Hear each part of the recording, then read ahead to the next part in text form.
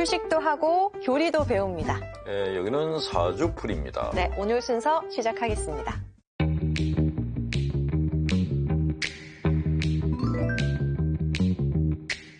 인간의 내면과 신앙을 생각합니다. 영성과 심리 시간입니다.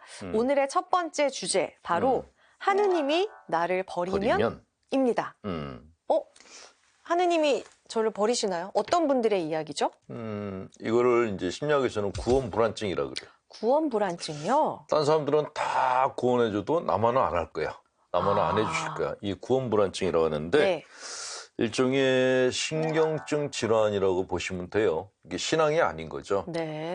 대개 이런 분들은 그 학대 가정이거나 폭력적인 가정에서 자란 사람들이 대부분 이런 마음을 갖고 있어요. 나만 미워해, 이런 그렇죠. 거죠.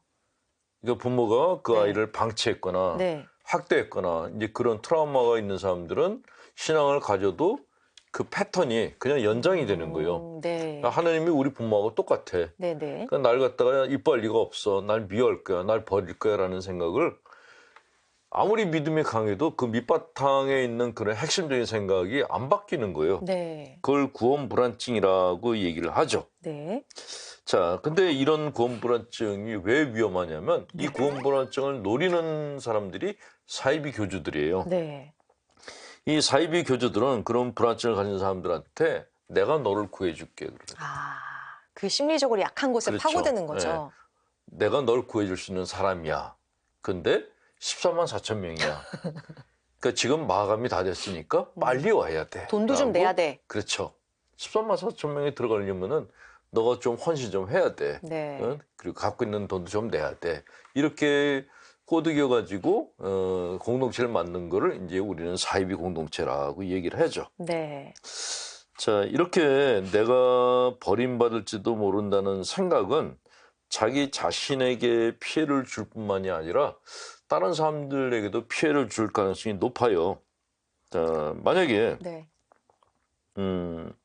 애가 네. 학교 시험을 못 봤어. 네. 친구랑 헤어졌어. 네.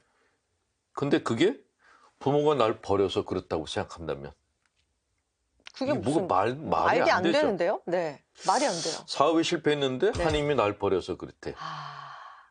이게 말이 안 되죠. 그렇게 절망에 빠진 사람들한테 뭐라고 해줘야 돼요, 신부님? 그런 사람들한테 네. 제가 답을 줄 수 있는 이야기가 있는데, 그거 전에 만약에 네.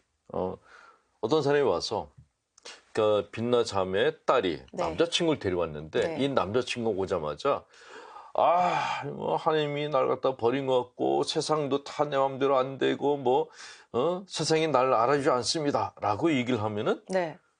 이쁠까요? 아니면 불안할까요? 일단 보내고요. 네. 딸을 다시 조용히 불러서 다른 헤어져. 애를 만나는 게 좋아. 헤어져라. 라고 얘기하겠죠. 네. 그러니까 하나님이 날 버렸습니다 하는 사람들은 세상이 날 버렸다고 얘기해요. 부모님이 날 버렸다고 얘기해. 이 패턴이 똑같아. 계속 이렇게 확장되는 그렇죠. 거네요. 이런 사람들은 직장을 들어가도 네. 직장 상사가 나를 인정해주지 않는다 그래. 직장 생활 오래 못해요. 네. 어느 데를 가는지 간에 항상 사람들이 나를 알아주지 않는다, 버렸다라고 생각해. 그런 얘기를 하면 주변 사람들이 처음에는 솔깃하다가 나중에는 이게 뭐지? 그걸 다 도망가요. 이런 패턴을 갖고 사는 게 안 좋다라는 거죠. 네. 그리고 모든 사람들이 다 원망스럽다라는 그 뒤에 있는 생각은 뭘까요, 그러면? 모든 사람들이 원망스럽다. 하나님이 날 버렸다라는 거는 네. 하나님이 날 버리면 안 돼라고 얘기하는 거예요. 세상이 날 버렸다는 거는 세상에 나 같은 사람을 버리면 안 돼라는 뒤에 있는 욕망이 깔려 있는 거예요. 네. 근데 그런 하나님도 날 버리면 안 되고 사람도 날 버리면 안 된다는 그 뒤에 있는 핵심 컴플렉스가 뭘까요? 나는 왕자다. 나는 왕자야. 나만 사랑받아야 된다. 나는 왕이다. 왕자. 나는 왕이다? 하나님도 내 말을 들어야 되고 사람도 내 말을 들어야 되고. 그러면 이런 애가 결혼하면 자기 부인한테 어떻게 할까요? 왕처럼 굴려고 하겠죠. 그렇죠. 나만 봐야 돼 이렇게 그거예요. 하겠죠. 그러니까 단순히 하나님이 날 버렸어요라는 거기서 끝나는 게 아니라는 거예요. 맨 밑에는 네. 폭탄 같은 컴플렉스가 있다라는 네. 거죠. 자, 이렇게 네. 세상 원망, 하나님 원망, 버림받았다는 그런 원망을 하고 사는 사람들에게 제가 답이 될 수 있는 이야기를 하나 해드린다면, 뭔가요? 제가 그 본 영화 중에 마셜이라는 영화가 있었어요. 어떤 그 우주 비행사가 마션. 네. 네, 화성에 혼자 떨어졌어. 네. 화성에 혼자 남았어. 네. 구조선이 가는데 시간이 많이 걸려. 보통 사람 같으면은 그 화성에 아무도 없고 자기 혼자 남아 있는데 거기서 1년 이상을 지내라고 그러면 자살할 거예요. 미칠 거예요. 네. 네. 근데 이 사람은 거기서 살아남았어요. 네. 살아남은 다음에 이 사람이 이런 얘기를 해요.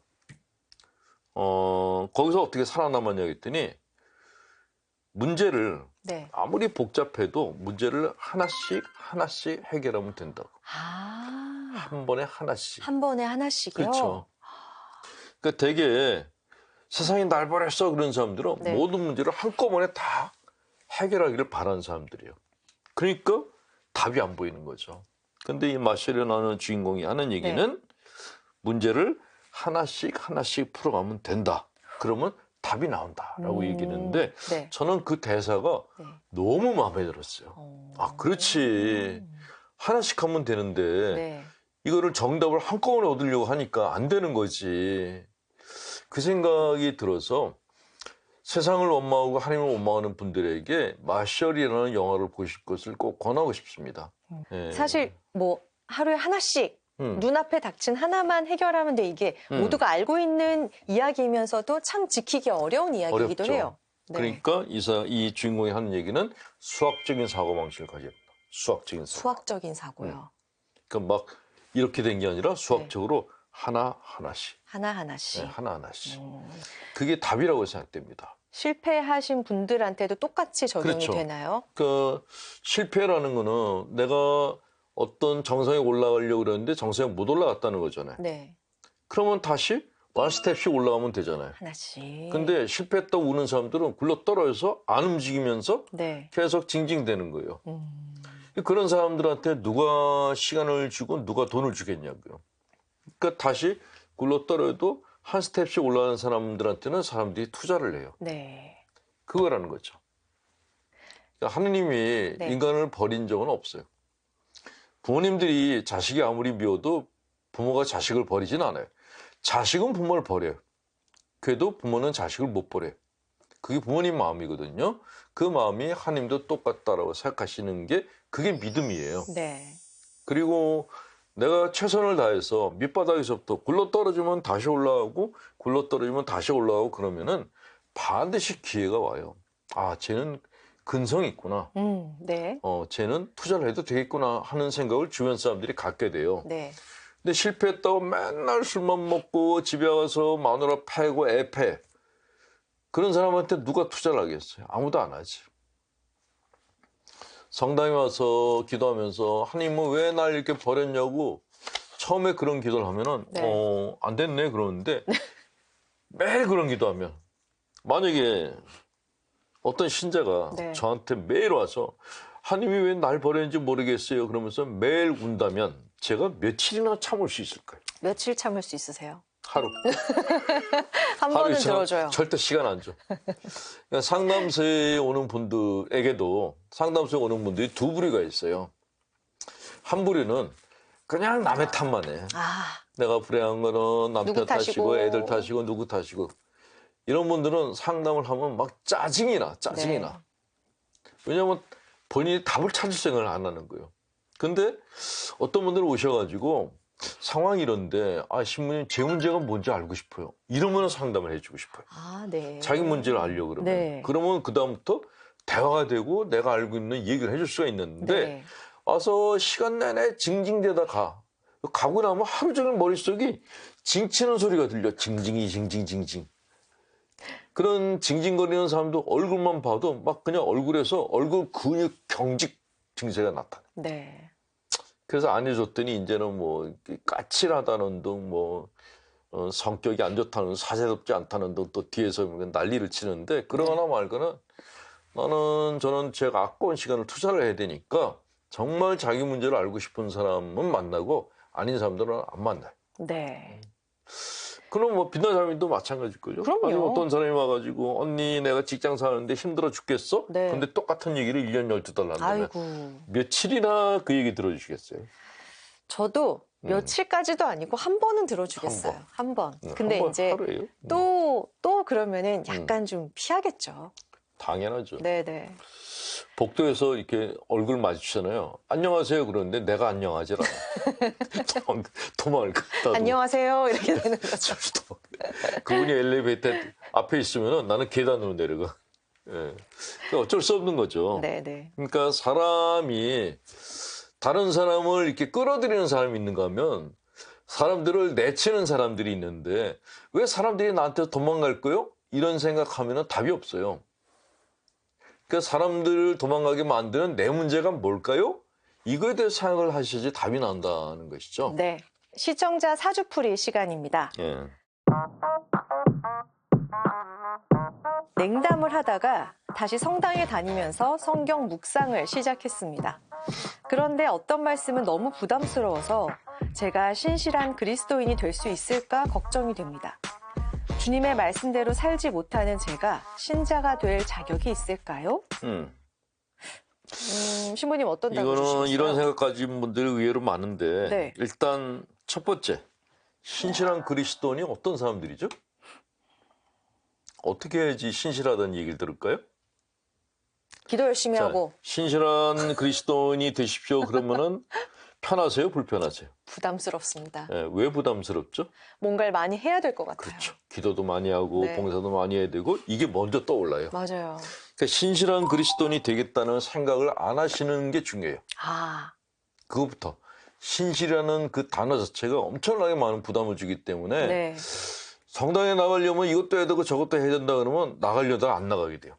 왜냐면 이것도 못하고 저것도 그렇죠. 못했거든요. 그냥 편안하게 가서 쉬라고 해도 갈까 말까 하는데 네. 요구사항이 많다 그러면 안 가죠.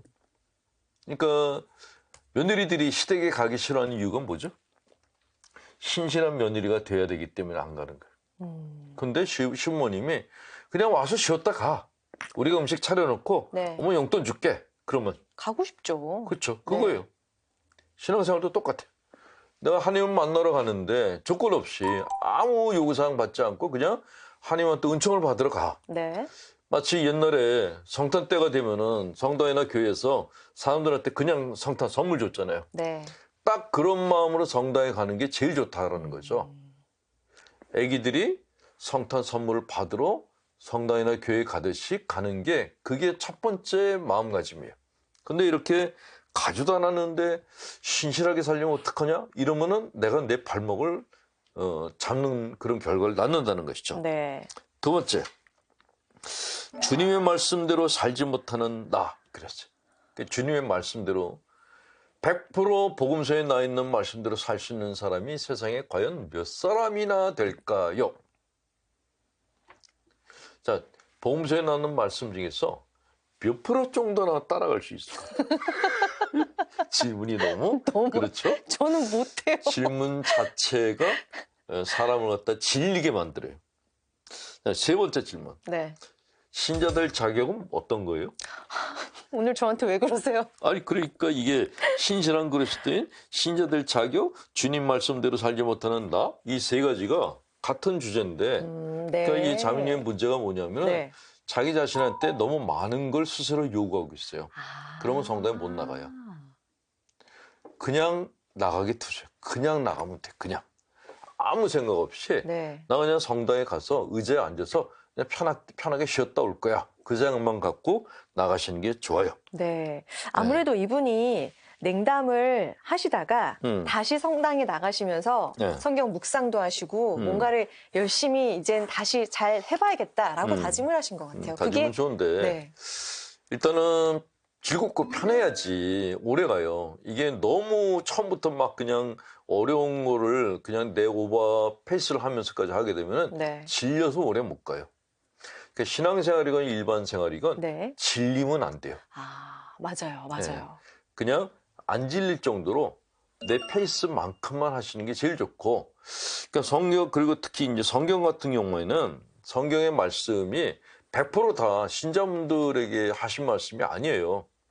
그때 예수님을 따라했던 사람들이 두 그룹이 있었어요. 제자단, 네. 그리고 일반 사람들. 일반. 일반 사람들한테는 그냥 치유의 말씀을 많이 하셨어요. 구하라 얻을 것이다. 두드려야 열 것이다. 이런 얘기 하셨고, 내 믿음이 너를 살릴 것이다. 이런 얘기면 주로 치유에 대한 말씀하셨어요. 네. 근데 제자들은 당신 대신에 파견 나가서 사람들을 설득을 해야 될 그런 임무를 가진 사람들한테는 스파르타식으로 얘기하셨어요. 네. 내 원수를 사랑하라. 내 십자가 지고 나를 따라라. 네. 자, 이거는 제자들한테 하신 말씀이에요. 그러니까 이거는 상급반용이에요. 아, 이 신앙생활도 초급, 중급, 상급반이 있단 말이죠. 네. 그러니까 상급반이면은 수도자, 신부들 이런 사람들은 상급반이죠. 그런 사람들한테는 복음서의 말씀이 전체가 다 해당이 돼요. 그런데 신자분들은 초급반이에요. 네. 내가 마음이 아파서 일이 안 돼서 성당에 나왔어요. 그럼 당연히 성경 중에서도 하나님이 은총을 주시는 부분, 치유해 주시는 부분, 이 부분만 묵상하셔도 된다는 거예요. 네. 일부러 어려운 것까지 다 묵상해가지고 마음에 짐을 지우는 거는 그거는 별로 이렇게 현명한 선택이 아니다라는 생각이 듭니다. 예. 마음이 편한 쪽으로 묵상을 더 많이 해보시고 그렇죠. 부담 없이 나가셔라 이런 말씀을 읽으시면서 해주셨어요. 나한테 좀 부담이 된다? 그 부분은 그냥 건너뛰시는 게 좋아요. 네. 그거는 내가 신앙이 성숙하고 뭔가 이렇게 힘이 생겼을 때 그때 보면은 아 이건 해야겠다라는 생각이 드는데 네. 읽었는데 내 마음에서 너무 부담스러워 그러면 건너뛰시는 게 좋아요. 아니 산수도 잘 못하는데 수학 문제를 어떻게 풀 수 있겠어요. 이 수학 문제는 건너뛰는 게 좋단 말이죠. 네. 예. 알겠습니다. 자, 사주풀이 이제 마칠 시간입니다. 저희 게시판에 무엇이든 괜찮으니까 아래 주소로 사연 남겨주세요. 그러면은 신부님과 함께 기다리고 있겠습니다. 오늘 여기서 인사드리겠습니다. 고맙습니다.